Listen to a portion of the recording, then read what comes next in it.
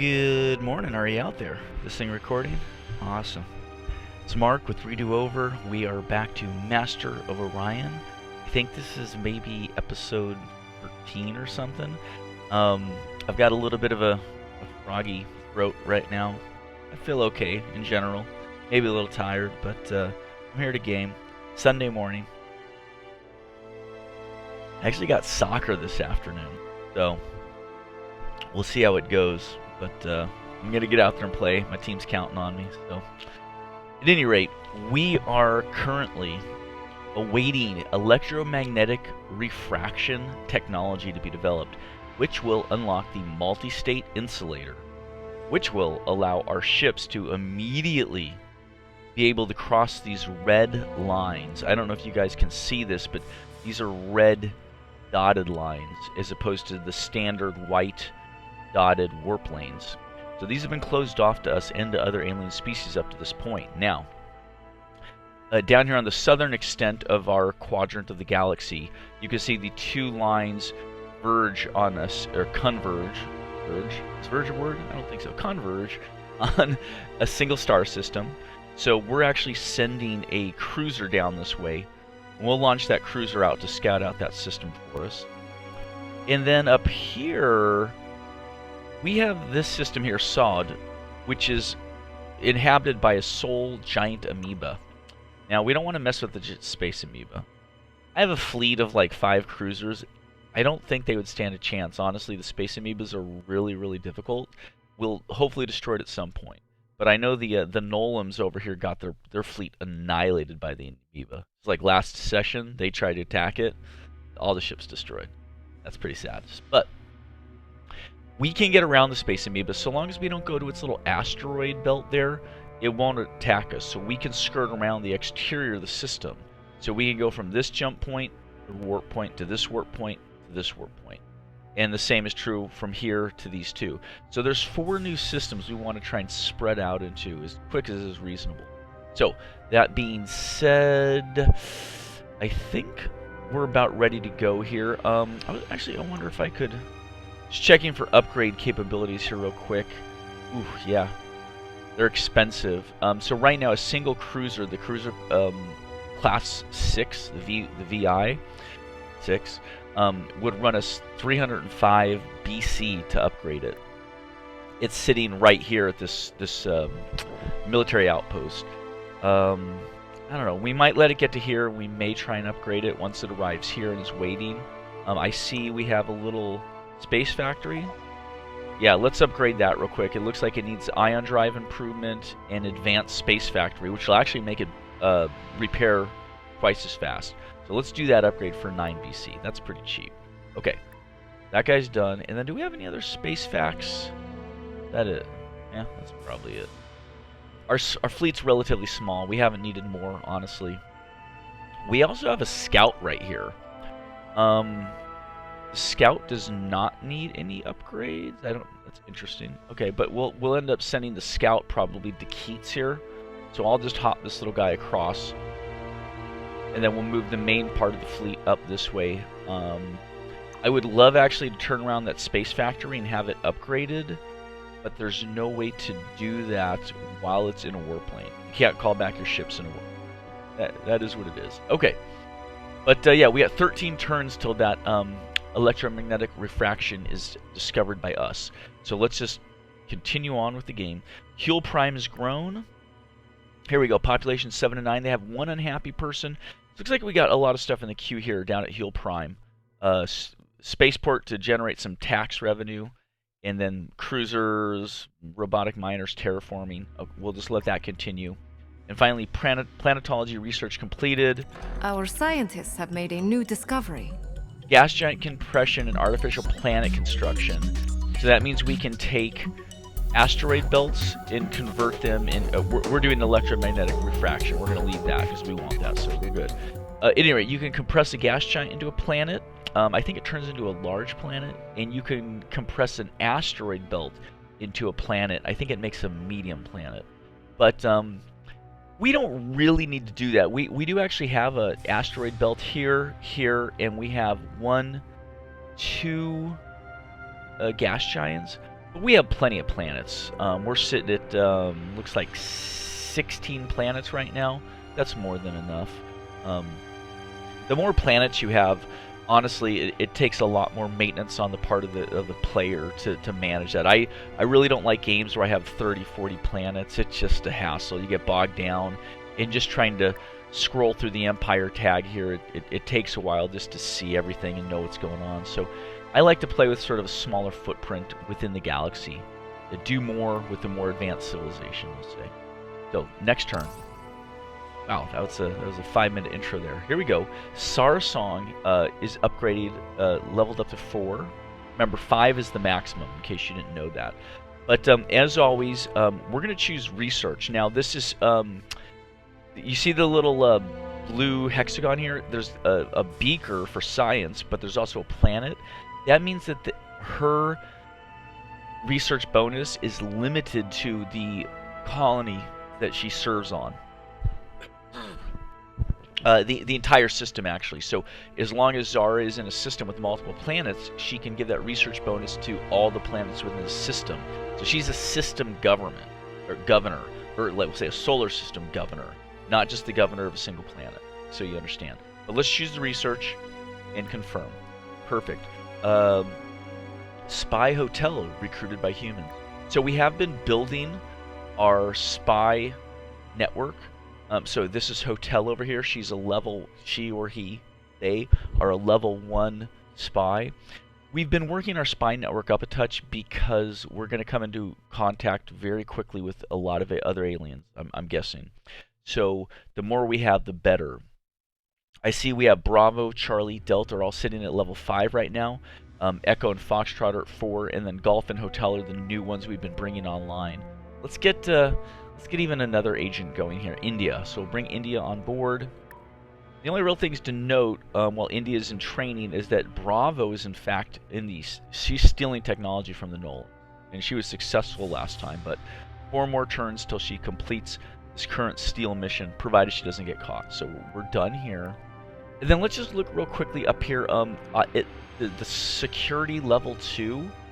This rating again is level 1 to level 5. This is for our entire system, but essentially our racial security modifier is at a -20 because we play humans that are very social, and I guess in this game they're considered liberal, socially open-minded, whatever. So they are resistant to a security apparatus that would really lock things down. They're anti-authoritarian. So they have a negative to secure themselves, essentially. Looks like the average security per colony is sitting at 2.5%, so almost non-existent. The individual planets have no security protections. However, we do have the leader bonus. I think Ula Agneta, which is one of the Nolam spies or leaders that we hired on, she gives us a plus 14% to our entire empire. So that's a really nice thing because it more or less offsets the negative 20%. Otherwise, we'd be very vulnerable to enemies spying on us. And then finally, agent counter-espionage is sitting at 20%, again for our entire empire. Now, agent counter-espionage is generated from, we're going to go back to the spy tab, any spy we have that is not doing the mission is in counter-espionage, counter-espionage, counter-espionage. So all of these spies are essentially the ones that are giving us that agent counter-espionage 20% total. So you can always have very solid spy resistance, meaning you don't let anyone spy on you or assassinate your leaders or you know, sabotage your planets, your colonies, provided you have 20, 30, 40 spies. They get expensive, but if you have enough, you can have strong counter-espionage, even at the lower stages of the game. So, enough on that. But it's worth a little explanation. We pretty much never look at that stuff. So, hydroponic farm completed at Tamak 2. Gravity generators are next in queue. We don't need to look at that. And then finally, crust prospecting completed at Tormontius 2. But they need their queue adjusted. So let's jump to Tormontius 2. So population's sitting at 8 of 9, so they've almost maxed out, which is nice. They have one unhappy pop, which is okay. We can deal with that. Yeah, let's see what else we can do for them here. Looks like there's nothing... Well, I could do the Hollow Simulator. This socially would generate plus 15% morale on the planet. Now, it has a maintenance cost of 4 BC. That's huge. That's a very expensive structure. But we may have no choice to do it at some point. However, before we jump into that, what else could we use? Planetary radiation shield wouldn't be bad to protect against Antaran attacks. Antaran bombardment, we'll say. Data center, moon labs, yeah. Probably going to want to go with the Robo Miner on this, just to increase our ability to output and build stuff. Let's do that for now. We'll hold off on everything else. So we'll hit start building, just because I think things may change rapidly once we escape our quadrant of the galaxy. So we'll just have them work on that. They'll be done in 13 turns, which is about perfect. We'll hit done, and fleet needs orders. Okay, this guy's just waiting. We're going to hit the shield, which is the guard. That just means sit there, do nothing. Next turn. Okay, you see our fleet is traveling. This fleet, by the way, is all of our cruisers, Space Factory. They're all heading up this way. Okay. Hydroponic farm completed on Temec 3. Research laboratory next in queue. Awesome. Next turn. And again, as I point out... President, if I may. Okay, we'll get to this in a second. As I was pointing out, oftentimes, when there's not a lot going on, you can rapidly go to the next turn, and the game will progress much more quickly. It's only a little slow because I'm kind of describing everything to you folks that are watching. So, let's look at this. Economic advice. One of our colonies is becoming polluted. Pollution builds up as a byproduct of industrial production and population. If a planet becomes polluted, it will affect food cells output. Essentially, it limits how much food we have, which could send your colony, that planet, into starvation, which means you'll lose populations. It's very bad. So yeah, let's view the colony in question. Here we go. Sol Prime. This is our capital city. So let's look at the population up here. So first of all, this red square is at a -1. It's got a little food leaf. And what it means right now is due to the population of this colony, we lose 1 food production for the whole planet. Now, if I go over to food production, I can see my... gosh, it presents it in a bad way, but structures make 4, population makes 11. So we generate 15 total food on Sol Prime. We consume 13, people eat it, but we're losing 1 to pollution. So that would mean we're only sitting at a +1, not a +2, right? I think, or maybe it's this little guy here. You see this one's kind of like yellowed out, like sickly green. Maybe that one normally would be at a 3. That might be how it is. Maybe it is not affecting us yet because we don't have a... Here, let's just do this. We're gonna move some scientists down into population. So you see how these guys are a very distinct color, but this one is this sickly color here. See, even this guy on to the right and the left, they're all... So this tile should be at a 3, not a 2. That's how this population is being represented in the game. How this pollution is being represented in the game. So we'll put our scientists back real quick. Bottom line is, if we clean up the pollution, we can get this to go from a 2 back to a 3 for food production. Awesome. Now, here's the pollution tab. So just to break down real quickly up here, you have a 16/300 and then in brackets the number 4. What 16 means is we are 16 positive pollution, not in a positive way, but we're producing 16 pollution. The tolerance of our entire planet is 300. And I think if you were, I've never hit like 300. I assume something horrible would happen. But and then the 4, let's see here. That's our biome tolerance. Okay, so cleanup. All right, interesting. All right. So pollution from this planet, from the industry is 31.5 pollution. Okay. From population is 13. Each population clearly makes 1 pollution. Now, the subtotal is 44.5. Now, our biome tolerance, the cleanup we can do on the planet, like how much the planet can absorb and I guess break down naturally, is sitting at 40. So that means we're at a positive 4.5 pollution per turn. Again, not in a positive good way, but in a positive number bad way. Yeah, if that makes sense. Yeah, the total planet pollution then is 16 of 300, so it would cap out at 300. You couldn't load more than 300 in there. Now, a volcanic world has a tolerance, instead of a biome tolerance of 40, it has a biome tolerance of some insane number. Here we actually have a, let's go to our volcanic planet over here, Niu. Let's check this one out. The biome tolerance of Niu is 500. Meaning the volcanoes and the lava fields, you can just dump the pollution right in there, up to 500. So it's an indestructible planet. It's completely immune to any pollution we create, because it just means that the stuff's just getting fed back into the mantle, broken down by the heat of the lava. It doesn't affect anything else.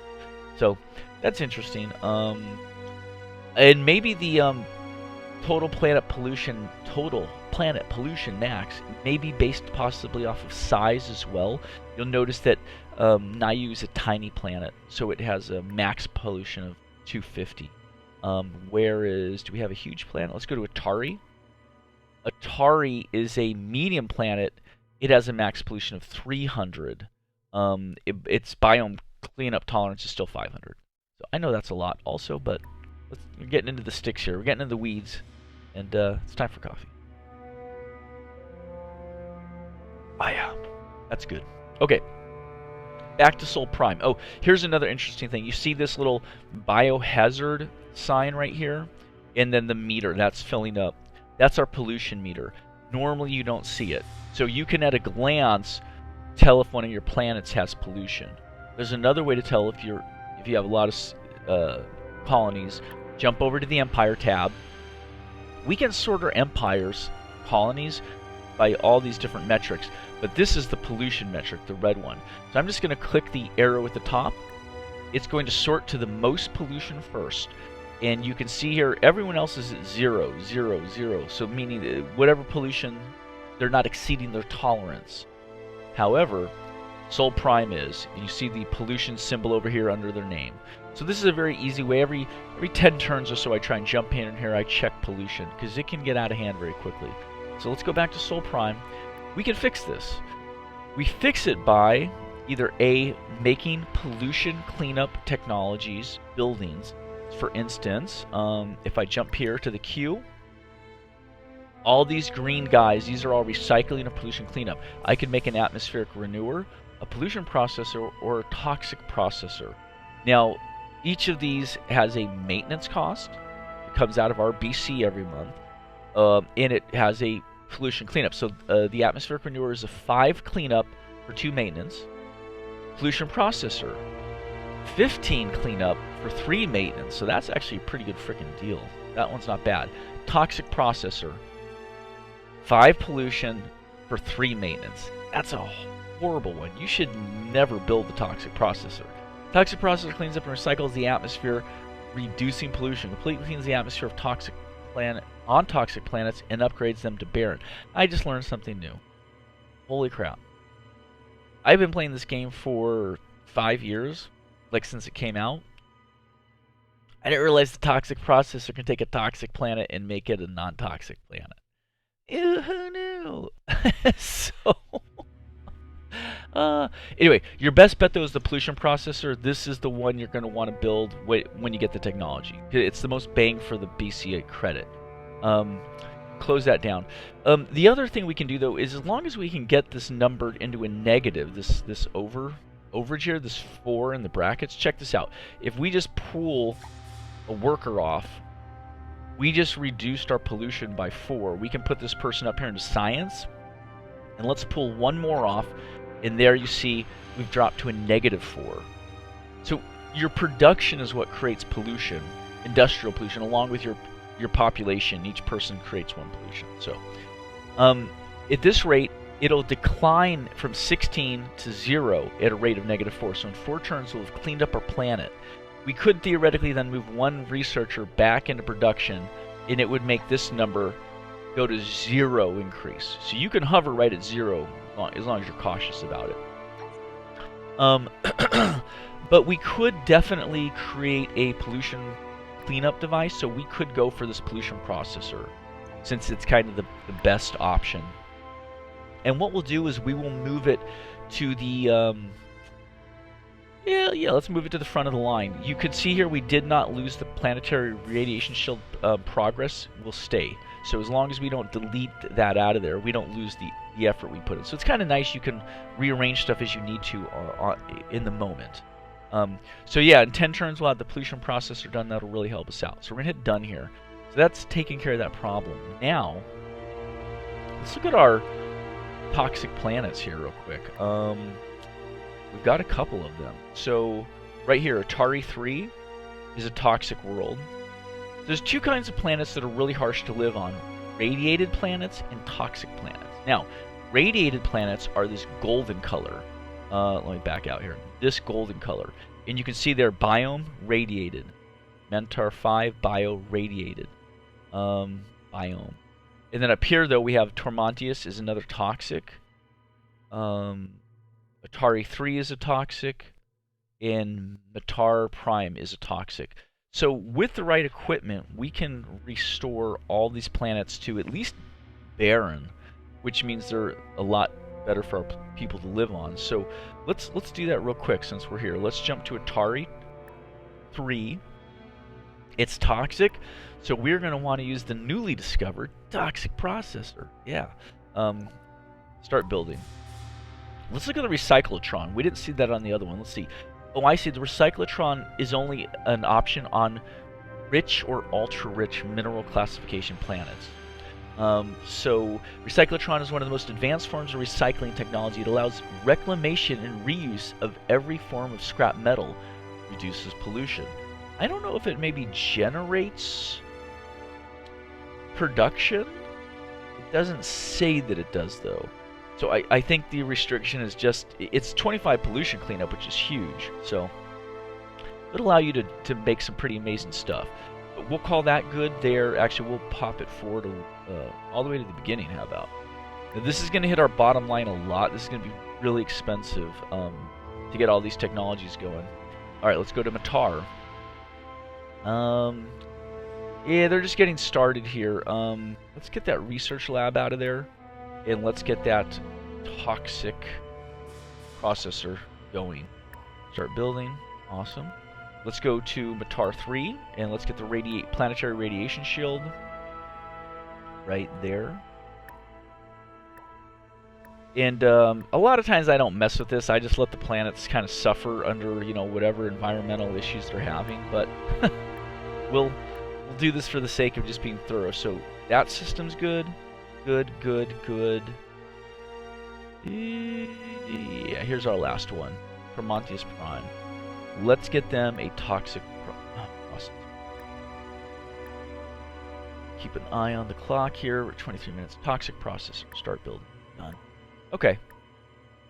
So, within a bit, all those planets will be restored to at least barren status. And barren's better than nothing. Think like barren's like, I don't want to say the moon, because the moon has no atmosphere and no magnetosphere, so our moon, Luna, gets bombarded by radiation. So I would say the moon is an irradiated planet, right? I would say Mars would be a barren planet. Right? It has a bit of an atmosphere, a little bit of protection. So, I digress. Tormontius Prime has grown. 4 of 5. Yeah, they're doing... Here, let's move this guy out of research, though. I want more production. We got a lot of overhead on Tormontius. We'll hit done. You know what? I just realized something. Back to Tormontius Prime. Hold on. Check this out. Haha. So, if I go up here to the pollution, the biome tolerance on Tormontius is 500. Not unlike a volcanic planet. Meaning you can pollute the heck out of this planet. Because it's a toxic planet, I'm guessing. So when we switch this, the toxic process is probably going to damage that capability. Because a barren planet, I don't think, has nearly the resilience. Let's jump down to our barren planet. Here we go. Tamek. Right? Barren. See that up here? Barren. Its biome tolerance is 60. So the closer a planet is to being able to support life, the lower its biome tolerance is. So this is a medium-sized planet with a biome tolerance of 60. Now let's compare that to Sol, our home planet. Biome tolerance is 40. So this is a normal, habitable, Earth-like planet. I mean, this is Earth, Sol, Earth. It's sitting at a 40 right now. Let's see what else there is. Hold on, let's see. What is this guy? Arid planet. Huel Prime's arid. Let's jump in here. Biome tolerance is 40, so they don't like pollution. Terran for Atari Prime. Tundra. This is a frozen world. Check pollution, 40. So tundra, arid, I think jungle or swamp, all those types of planets are life welcoming, but it sets that biome tolerance to 40 as opposed to 60 or 500. See, what else was there? So let's check irradiated planets tolerance real quick. We haven't looked at that. 500. Okay.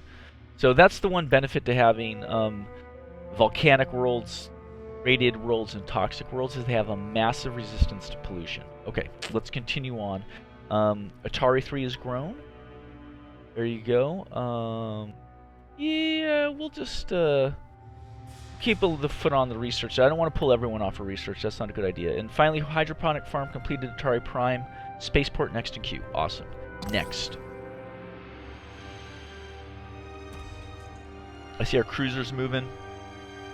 Colonial Revenue Service completed at Tamek Prime. Research Lab next. Awesome.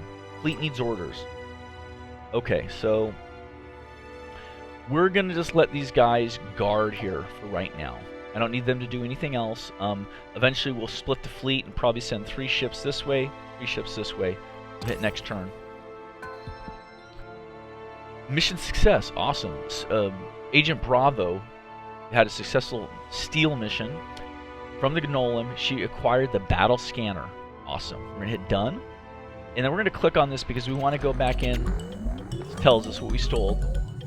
Energy weapon accuracy plus 30. It's a nice module you can put on some of your ships if you choose to. Hit done. We don't need to select the new technology. But we do want to go back to espionage, and this is why. You can see here that Bravo is in the Gnolem system, but she's awaiting orders.